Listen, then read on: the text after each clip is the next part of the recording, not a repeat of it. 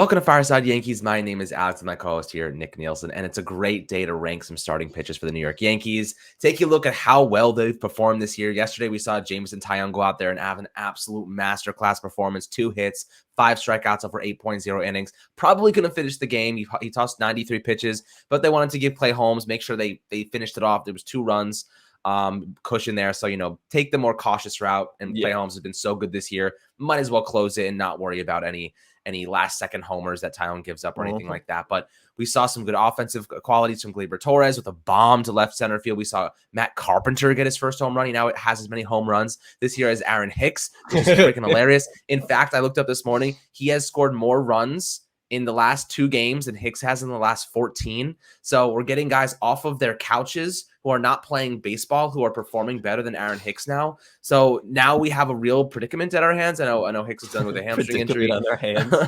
But I want to talk about the pitchers because they've been so great. They've really covered up a lot of the liabilities on this team. Luckily, none of the main starters have gone down with injury, knock on wood. But Nick, before we Alex. I know, knock on wood. No, I'm knocking on the wood. Don't worry. I got a wood table right here. We're fine. That excuses it. That excuses it. Before we dive into these pitchers, how you doing today, my friend? I'm doing pretty well. Well, you and I were just talking about how it's pouring in New York. It's also raining here in Utah. So it's kind of complete like opposite ends of the country here in similar days. So kind of find that crazy. Anyway. I know it's very odd. Very odd. I don't know. But I'm doing pretty well. Excited for Yankees baseball today, of course. I mean, this team is 33-13 now, 20 games over 500, which is insanity. Like, that's really, really, really good. The pitching is the main reason why. Like, the offense has its moments, yes. Like, there are games that we've scored 10-plus runs. I think we scored 10-plus runs like 5 or 6 times this season, which took us till like mid-June last year to do. So you can tell the offense is much better in like clicking when it clicks. But when it doesn't click, we see games like yesterday where it's 2-0 and they're both solo shots. And we really couldn't manufacture any sort of runs. We couldn't get much going. But the pitching is always key. Like this season, I feel so good about every starter in this rotation. That's why this episode was honestly kind of hard. Like we had to rank like 5 guys, and all 5 guys have a case to be ranked 1 or 2, if we're being honest. Like maybe Severino doesn't, but that's because the Yankees are kind of trying to be smart with Severino. Like he probably should have pitched today because he hasn't gotten his 9th start yet, but he's pitching tomorrow, so they can give him an extra day of rest. And Cole's pitching today, so like once the season's over, like it'll all look like way like probably more like what we expect. But right now, dude, it's like a 5-horse race. Like I love it. So to answer your question, I'm doing really, really well. There's not one Yankee player I'm looking at that'll likely play today, and I'm like, all right, like I'm really worried. Like, granted, seeing Gleyber batting 3rd, Andahar 4th, and Carpenter 5th, all of whom were above Joey Gallo, which should say a lot about how the Yankees feel about Joey Gallo right now. Not the ideal lineup, but it got it done. Miggy hit a ground rule double and should have had another one, but it got robbed. So, like, I don't know. No complaints, man. No complaints. Yeah, and like you said, the offense has let us down on occasion. It's just the way the Yankees are built right now, especially when you have guys like DJ and Stanton not in the lineup. Yeah, exactly. Judge is having a relatively poor series against Tampa, but again, not a big deal. Not worried about that. They've gotten a lot of supplementary action from some of their guys. Gleyber Torres has performed very well the last couple games. I think that Matt Carpenter, this guy literally off his couch, came in and produced. He had a homer. He found his power again. It's really nice to see. He even said himself, he just hasn't been hitting the ball hard the last couple seasons, and this finally found his swing again, and he wants to play. He's like, I want to play, and I want to play for a good team, and I want to help compete. And he's like, I want to start. And basically, I mean, he's got that DH spot the last 2 games. Obviously, it's more of a supplementary role until we get some of our guys back. But at the end of the day, injuries are a very prevalent thing across sports, especially for the Yankees. Having guys that can come in and hit and get on base and do good things is essential, and he's doing just that. But, let's dive into the first starting pitcher in the ranking of our top 5 guys. So we'll do the 5 because, the 6th, JP Sears is there. Domingo Germán is on his way back. So I don't know what we're going to do with him, by the way. I think, is he going to be a bullpen guy? I have no idea. I do want to discuss that, dude. I do want to discuss that. I want to rank our guys first, and then I want to have a little discussion on Domingo Germán, because I think like that's the 6th spot that we could have a conversation about. But Nonetheless, maybe he could be a setup guy, a bullpen arm. Mhm. But for the first name that we have on the list, both Nick and I agree, is Nasty Nestor, of course. Now, Garrett Cole, normally the ace, but Nasty Nestor has been on an absolute tear this year, probably having one of the best pitching performances in the last couple of years of any pitcher.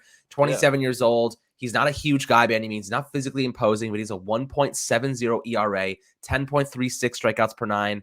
86.6% left on base rate, 35.2% ground ball percentage, and his home run to fly ball ratio is 7.4%.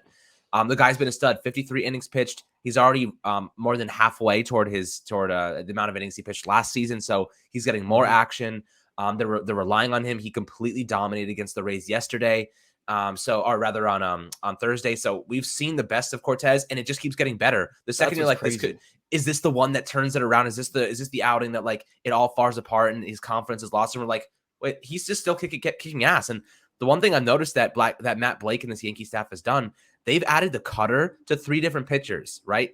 Cortez, Taillon, and Cole. This is the first year they're really throwing that cutter, and Severino. So interestingly enough, they've added a cutter to 4 of their starters. I found that to be really interesting, and it's really awesome to see that they're developing all of our new guys pitches. throw cutters. They all throw Nestor's pitch. All of them. Well, they all throw cutters, and it's interesting. Mo's pitch, but now it's Nestor's pitch because Nestor is the guy that's teach. I love all the footage of Nestor in the dugout, like talking to Monty, showing him how to throw different pitches, talking to Cole. It's like, wow, this is this is just crazy to still see, like on the daily, to see Nestor Cortez teaching everyone. Like, again, a couple years ago, this guy was bouncing around, potentially going to just be a AAA kind of guy for his career. And now he's our best pitcher. So that it's always amazing to just like think about that and be like, hey, you don't need to be a number 1 pick, a top prospect, a guy that throws a hundo to make it in the league. And Nestor is a complete testament of that. Geez, sorry. Got a little bit of a throat today. But Matt Blake, like we talked about this in our last episode a little bit. Matt Blake, this is his masterpiece, is Nestor Cortez.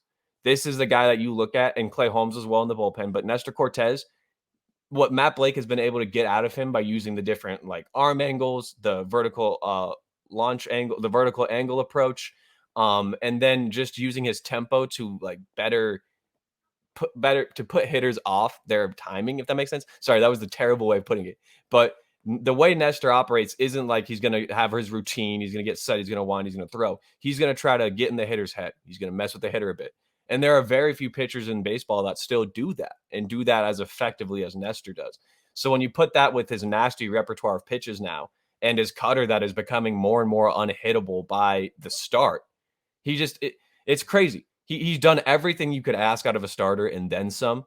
I mean, he went 8 innings, and they were all joking. The Yankees pitchers, Brian Hoke tweeted this today, that they were joking like, hey, maybe we should all try to go 7 or 8 innings now. And then Nestor went 8 innings, or then Taillon went 8 innings yesterday. So maybe it's up to Cole now. He's got to go 8 innings.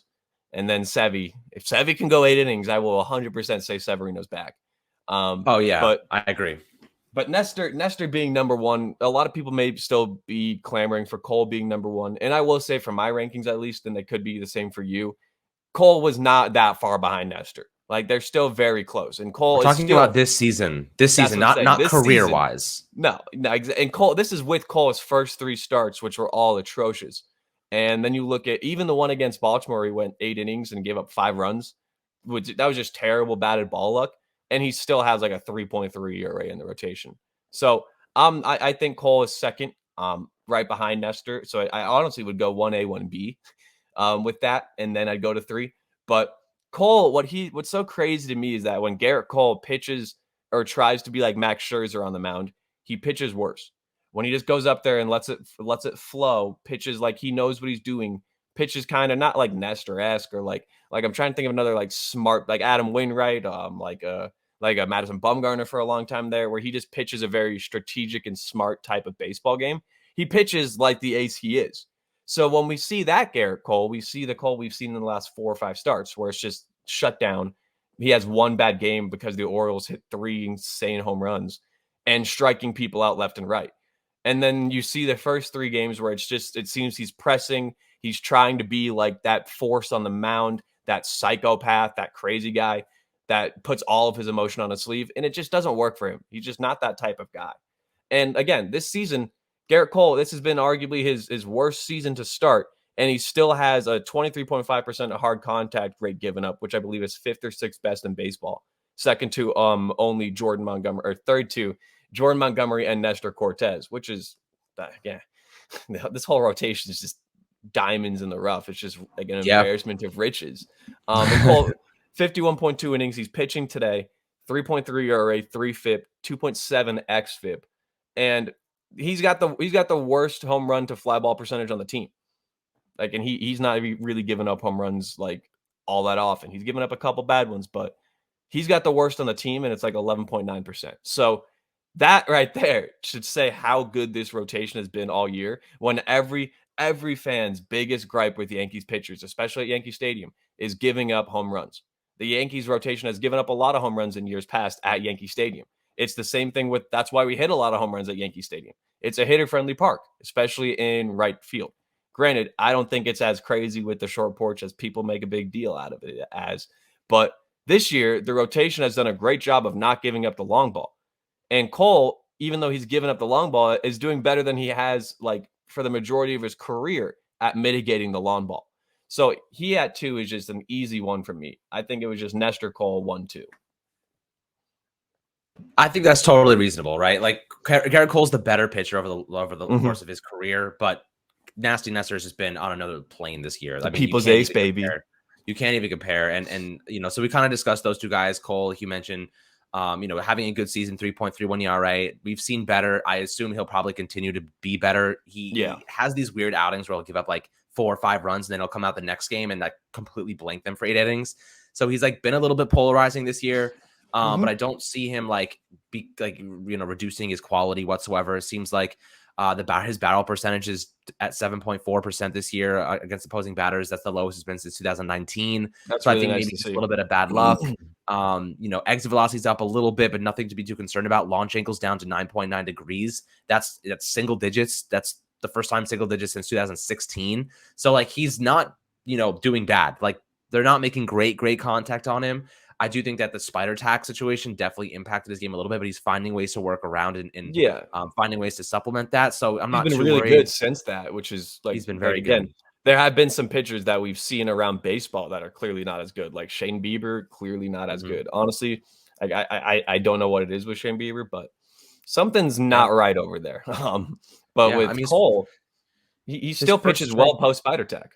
Yeah. I mean, his first pitch strike percentage is down about 5%. So that's something that's a little interesting. Those it doesn't sound like a lot, but when you're talking about a team that's heavily, looking at analytics, 5% is a pretty big swing.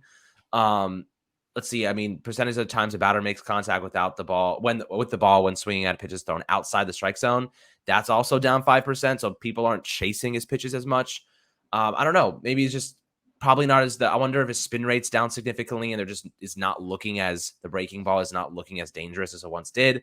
But I don't think it's a big issue. I think he's totally fine. I think Cole's going to be just fine moving forward, and he'll have his ups and downs. But at this point, if it was a big game, I think I'd want Nasty Nestor to be that guy on the mound, taking over. So I think we can agree there. Then number 3, you and I have a little bit different opinions here. So I have Jordan Montgomery in the 3 spot, and you have Jameson Taillon. So I'll give you a chance to give me your reasoning by having Taillon in the 3 spot over Montgomery.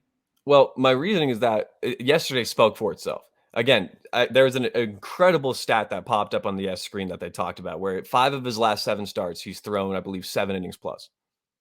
And then before that, it was 5 of his previous 49 that he had thrown 7 innings plus.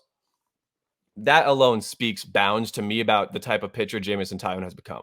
Post all the injuries, post cancer, post like times when people were like, I don't want him on the team, DFA, JMO. Like last year in June, people were like, I swear if we bring Jameson Taillon back, I'm going to lose my mind. Like, don't forget, we didn't forget. Jameson Taillon, again, there's been this massive fascination over the past 5 years, especially in baseball, with strikeout heavy pitchers that have that elite stuff. And Jameson Taillon does not strike people out. He's got like a 6.8 K over 9 this year, which is the lowest out of all the Yankee starters. But the reason I have him 3 is that you know what you're going to get out of Taillon now. Taillon seems, in my opinion, to be 6 innings in the book when he steps on the mound.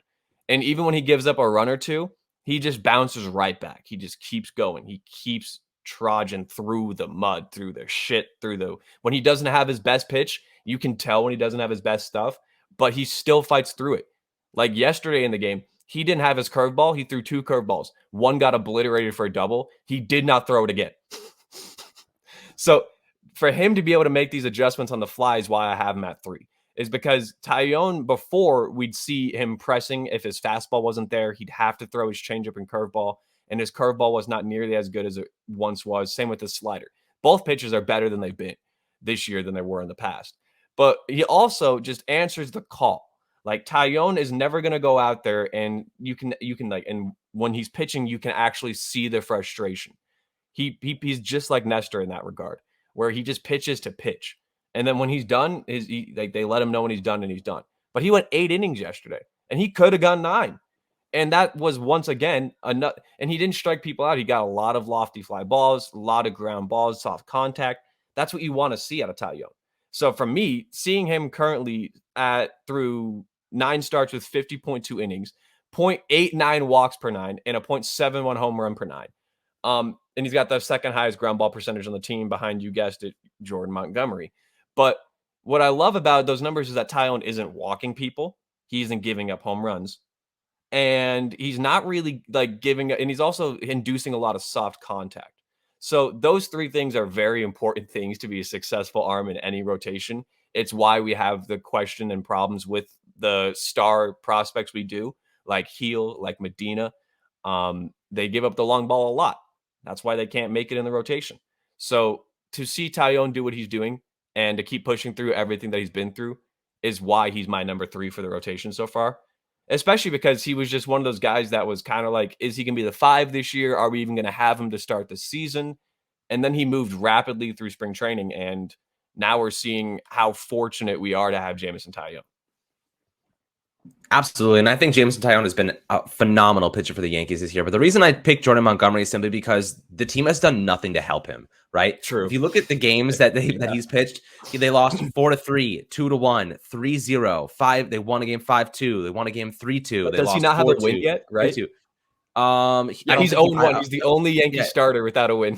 He's not that they mean anything, but right. He's an 0-1 that, they've won 3 games that he's pitched in, but the losses, man, they've only scored, they scored 6 runs against Baltimore a week ago, 10 days ago. And then that was a weird game. But then his other losses, right? Like 2 runs they scored, 2 runs they scored, 0 runs, 1 run, 3 run. They've provided him with no run production. So like when your guys aren't helping you, like that doesn't do much. And I think Montgomery's been great this year for the most part. Like he hasn't given up that many runs either, right? So it's like he gave up 4 runs in his first start, 2 runs in his next start, 3 runs in his first start, 0 runs in his second start, 1 run in his third start.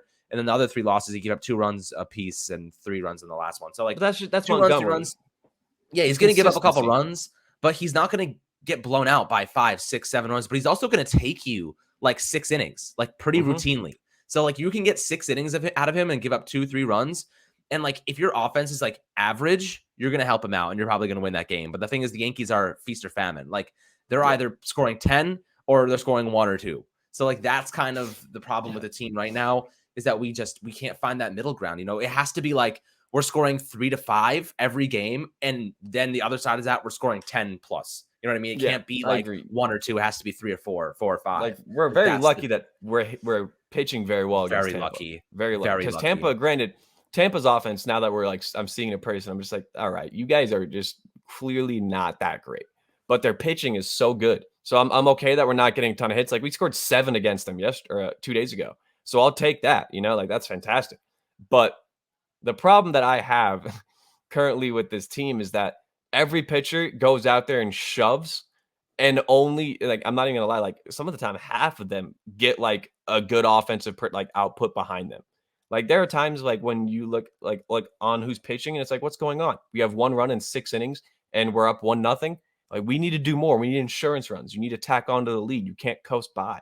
So it's the biggest problem with Montgomery. You're absolutely correct on that. Like Monty was my 4 in the rotation. Like I had Taillon and he flip-flopped, and so did you. We just switched him.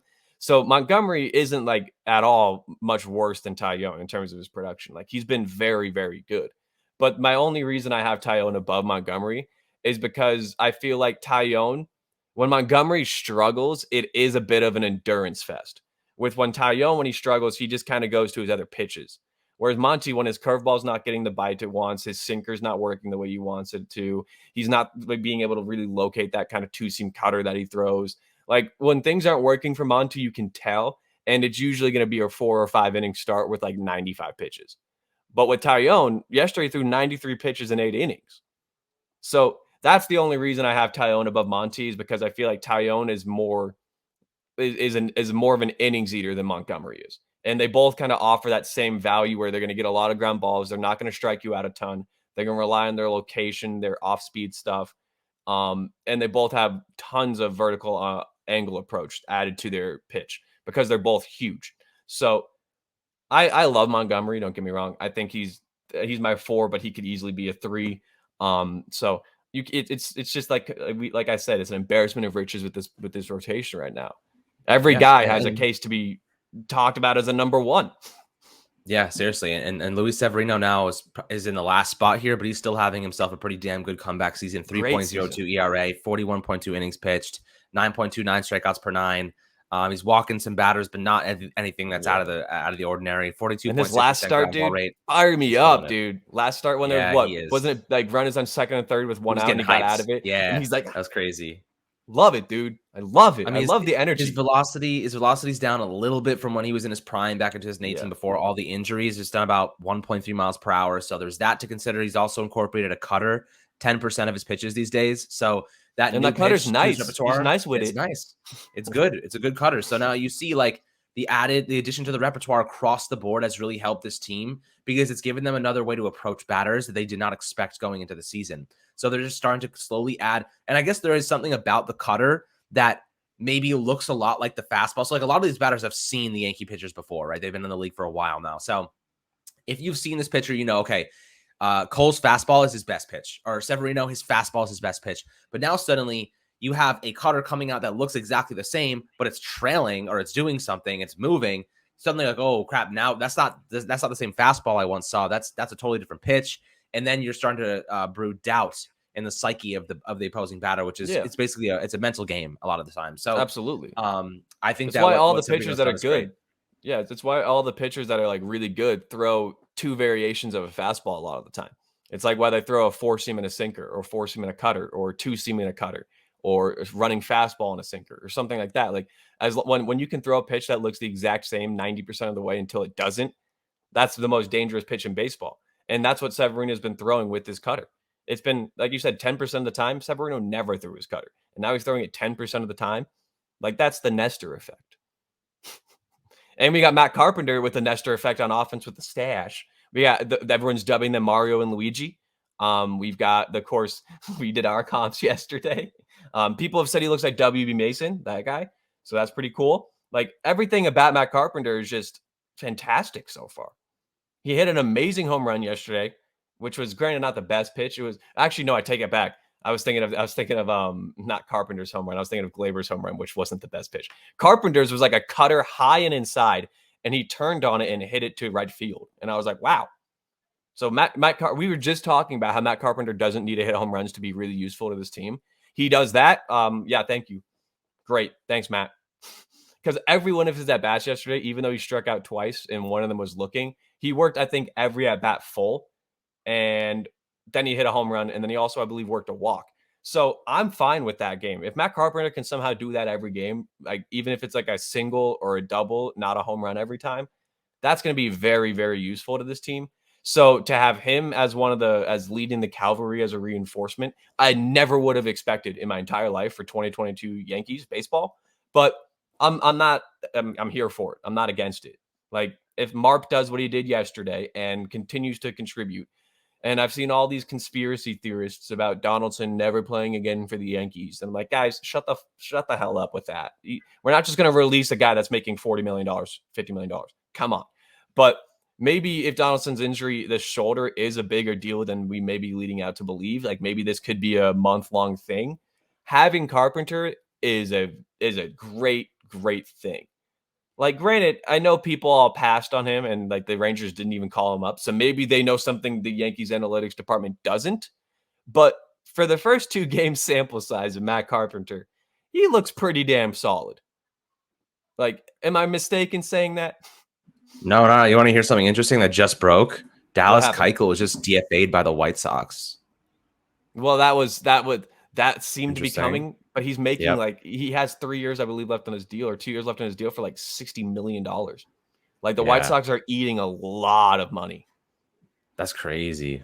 I mean, it makes sense. He's Wow. ass. He's one of the Yeah, worst he's pitchers not. I've He's ever not looking seen. good. And that Red Not looking Sox good. game We was just the killed his final ass. nail in the coffin for Keuchel when Wow. the Red Sox bat around. Speaking of which, Boston, dude, it's like that video of the New York They're fan a like shit fuck show. Boston, oh! Like the on the net of the Bing Bong Yo, when that shit guess was what? coined. Oh my goodness, this is crazy. Aaron Hicks is not in the lineup today. Let's go. So that's got to be because Um, he can't. I don't know if he's still not healthy, but the this has got to hamstring be an injury. Aaron. That's what I'm saying. This has got to be an Aaron. You're starting to lose your reps. Dude, Because Andujar's Miggy getting those yesterday, reps. he looked good yesterday. He had He that looked double. Then he should have good. had another one that was robbed in, I believe, the second inning, or maybe it was the 4th or 5th inning. I don't know. But he had 2 really, really hard hit baseballs. And I'm sorry, but we haven't seen the Aaron Hicks hard hit baseball in like 2 weeks. And again, like you said, Matt Carpenter now has as many runs in the past 2 weeks as Aaron Hicks does, and he has as many home runs on the season as he does. There are guys that are starting to take at bats away from him, and thank God. Now it's only a matter of time till Marwin gets sent to the moon, and we can just have a cohesive unit. And I cannot wait for that day. But I don't know, man. I loved your top 5 rankings again. Monty Tyone, very easily flip floppable. And then to round it out, Severino. If Severino is your 5th best pitcher, huh. Whew. Yeah, you're in good shape. But I want to just very quickly discuss what you think what Domingo Germán is going to do when he comes back. I think that realistically, I would love to give JP Sears more opportunities to be that number 6 guy, and I think Germán should probably be a relief arm. In the Yes. meantime, 1-2 innings, he can go. He can take you 3-4 innings in the mid innings if you have a starter that gets knocked out early. Like he's that guy, right? Like he can really help take some pressure off of Michael King. And really help him, mitigate fatigue. So I think that Germán best utilized as a relief guy. Well, I absolutely agree. I mean, it's sad that like I will say I'm not a fan of Domingo Germán at all, the person, because of everything that happened with his abuse shit. Never tolerate that. But the Domingo Germán is not, in my opinion, a starter at all, especially with his makeup and his pitch repertoire and how he throws his pitches. He's a curveball first pitcher, and a lot of the time you see those guys in the bullpen. A lot of the time you see him more with sliders, I will say, sliders, changeups, and then they have a curveball. But Germán is not a starter. I do not want to see him in the rotation. I do not want to see him taking innings away from any of the 5 guys we have, and I do not want to see him being called upon before JP Sears. Because here's the thing: if JP Sears gets hurt, then yeah, you have to use Germán as your 6th starter because there's no one else that really has answered the call or deserves it as much as he does, or has a claim to it as much as he does. But we also haven't seen Domingo pitch in a while. So I want to see how Domingo looks, and he's got to be in the bullpen to start. So if he looks good in the bullpen, then maybe, yeah, you stretch him out. But if you use him in the bullpen and he looks like Michael Wacha did 5 years ago in the Cardinals bullpen, then yeah, either get rid of his ass or keep him in the bullpen until he figures it out. But I am 100% in agreement with you there. I don't want to see Domingo in the rotation. I don't think he's earned a spot in the rotation. We need to see what he's made of. We need to see how he looks post-injury. And I want to see if he can throw his fastball with any sort of command and confidence because he has not really been able to do that a ton. Yeah, absolutely. So we'd love to hear your thoughts below on the YouTube comments. Let us know what you think Domingo Germán's going to be doing when he comes back. I'd love to hear your rankings of the the starting pitching unit. A lot of really great players here. Hard to actually put together the middle inning, or rather the middle portion of this ranking. But a 3, 4, I think 5 Cole, was hard. Yeah, Cole, Nestor, interchangeable 1A, 1B. Either way you look at it, both are having pretty solid seasons. I think Cortez is the 1A for now, at least. Hopefully continues to be. But I'm excited, guys. This is a really exciting team. They have a lot of pieces that are helping pick up the other pieces that are down. Yeah. Supplementary baseball, some good signings to help replace some of these guys that are injured. Luckily, DJ LeMahieu was back in the lineup today, which is really exciting. That's huge. A huge. Marwin Gonzalez now not playing, thank God. Wait, really? Marwin's not playing? Yeah, he's not playing today. Oh, we smoking that Marwin pack. Let's go. Yep. So he's not playing today. Third base will be housed by DJ. Thank goodness his wrist is okay. But as always, my friends, make sure to like and subscribe below on YouTube. Much love as always. We'll catch you guys on the next Fireside Giants episode and Fireside Yankees episode, and enjoy the game today at 4:20 p.m.